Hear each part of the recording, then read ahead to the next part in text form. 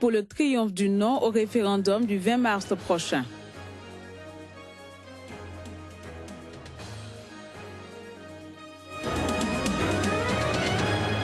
En Tunisie, des attaques simultanées et sanglantes ont fait plusieurs morts dans une région voisine de la Libye ce lundi.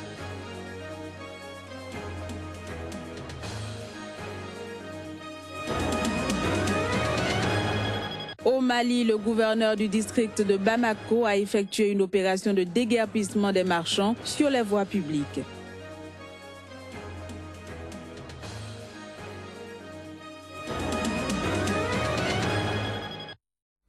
Bonjour et bienvenue à toutes et à tous. Présidentielle au Bénin, la commission électorale a rendu public dans la nuit de lundi à mardi les résultats provisoires du premier tour du scrutin.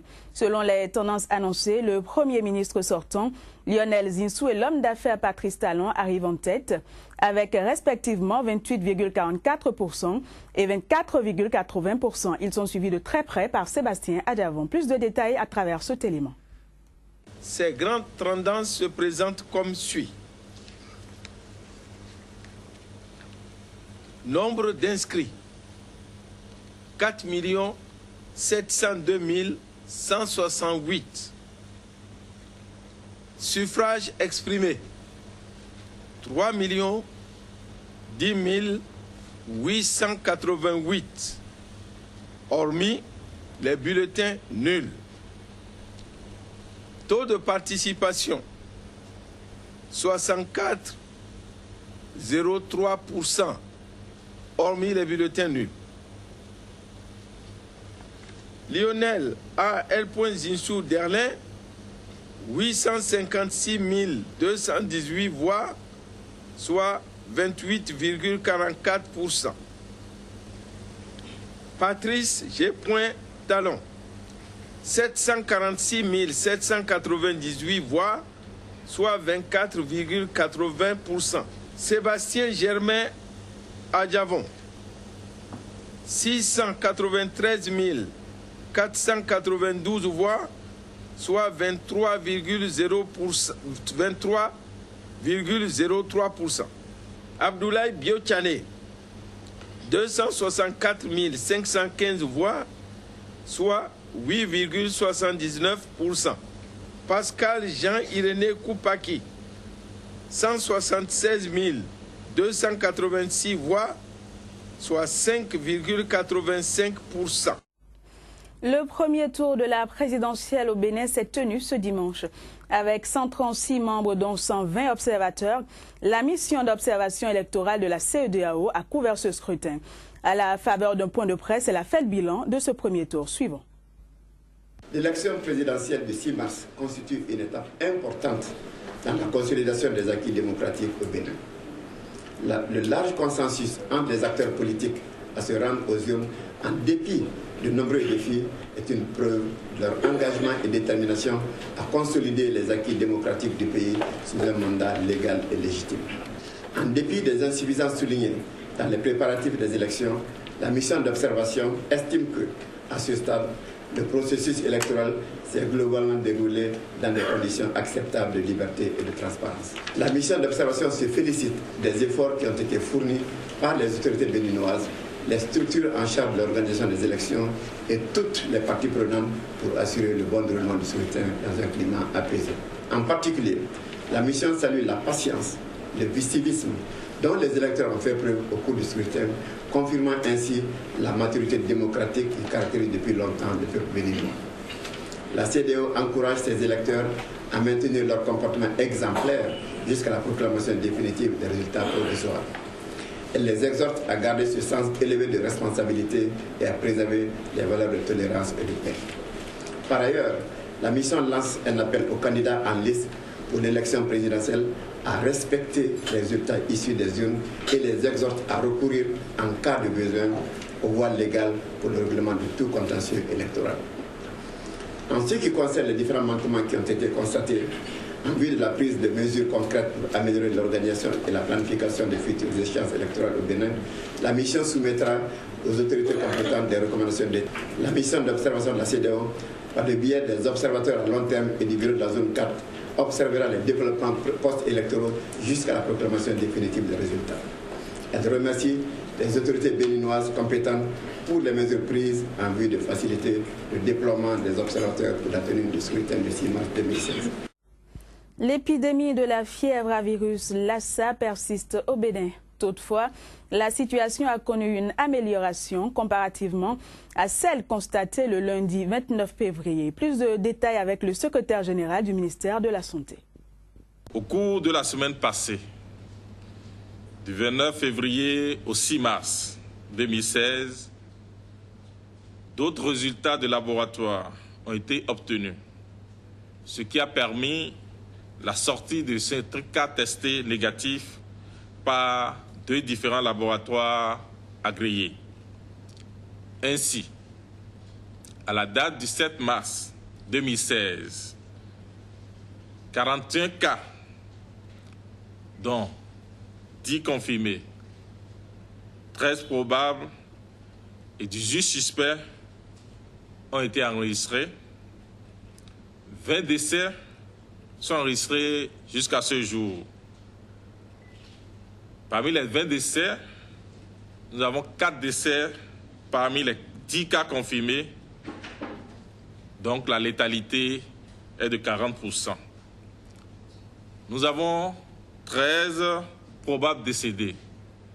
Les 13 probables décédés, ce sont des cas qui sont décédés dont nous n'avons pas fait le prélèvement pour confirmer ou infirmer que c'était des cas de Lassa. Mais le contexte épidémiologique nous a poussé à les considérer comme des cas de Lassa.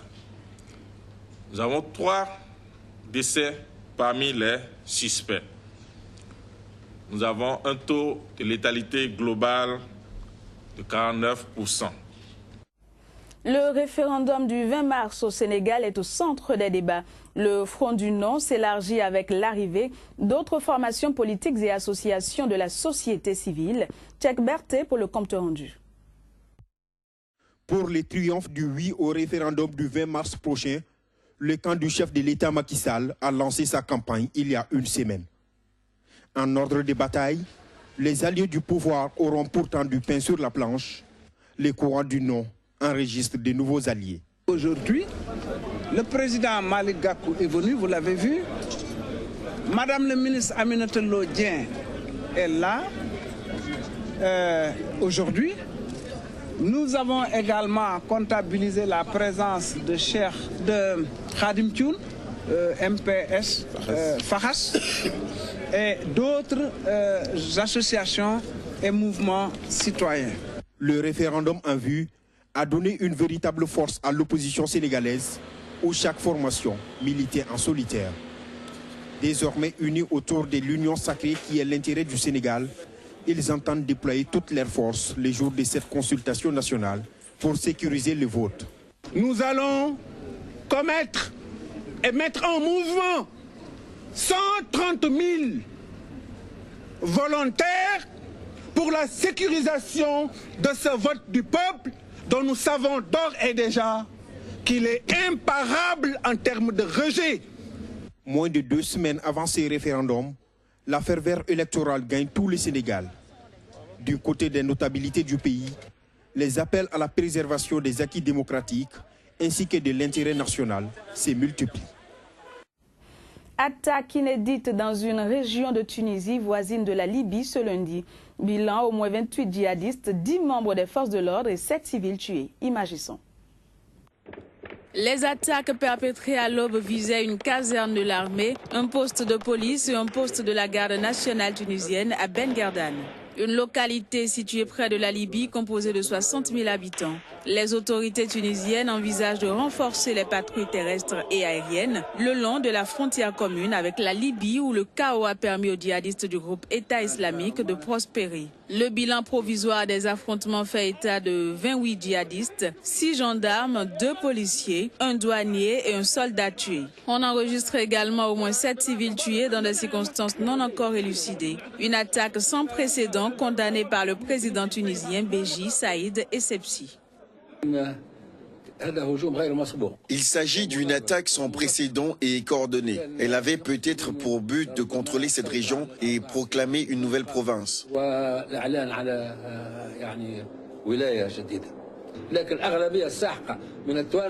La grande majorité des Tunisiens est en guerre contre cette barbarie et c'est rare que nous allons exterminer définitivement. Face à la situation, les autorités tunisiennes ont instauré un couvre-feu à Ben Guerdane et appelé les habitants de la région à plus de vigilance. Les établissements publics sont tous fermés et les forces de l'ordre patrouillent dans les rues. Les postes frontières sont également fermés pour une durée indéterminée. Cette attaque simultanée contre des installations sécuritaires d'ampleur inédite intervient moins d'une semaine après de premières heures armées dans cette même région. La Tunisie, il faut le rappeler, est confrontée depuis sa révolution de 2011 à l'essor d'une mouvance djihadiste responsable de la mort de dizaines de policiers et de soldats ainsi que de touristes. Direction la Somalie où 6 personnes ont été blessées ce lundi dans l'explosion d'un ordinateur portable piégé à un contrôle de sécurité. Les détails. L'explosion de Beledweyne, une ville située à 325 km au nord de Mogadiscio, a eu lieu dans une zone de sécurité destinée à la vérification des marchandises et des sacs de voyage située juste avant l'entrée de l'emprise aéroportuaire. En effet, un ordinateur portable a explosé dans une zone de contrôle de sécurité, faisant 6 blessés, dont 2 policiers. Je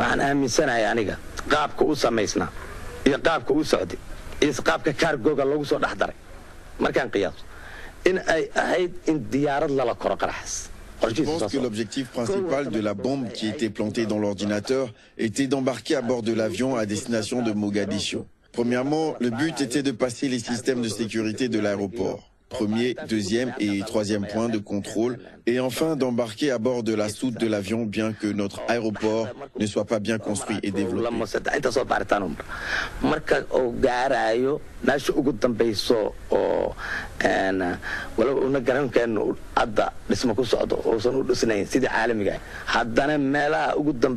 La bombe échouait à passer la sécurité. Il voulait alors la faire exploser au milieu de la foule afin de faire le plus grand nombre de victimes possible. Ou sinon, si elle réussissait à embarquer à bord de l'avion, alors d'exploser et détruire l'avion et tuer tous les passagers.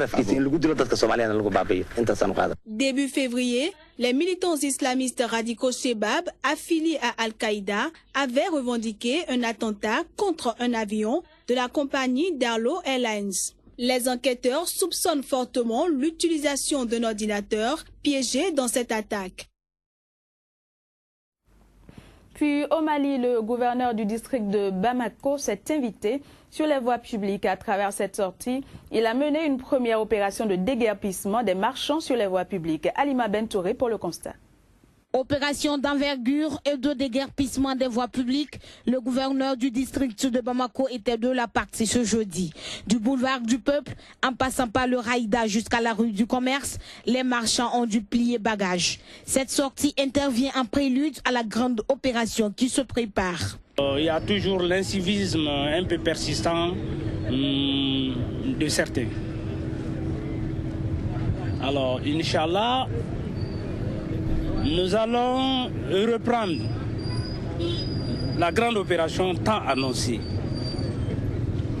Le temps d'ajuster un peu le dispositif, le temps d'assembler un peu les moyens pour ce travail-là et le temps de créer toute la cohérence nécessaire dans le dispositif. Rappelons que le gouvernement malien, il y a environ 2 ans, avait investi 50 millions de francs CFA dans une opération du genre qui a duré 90 jours, qui n'a cependant empêché les commerçants d'étaler leurs produits le long des voies publiques de la capitale malienne. Ce sera tout pour ce journal. Merci de l'avoir suivi et bonne journée à chacun et à tous. À bientôt.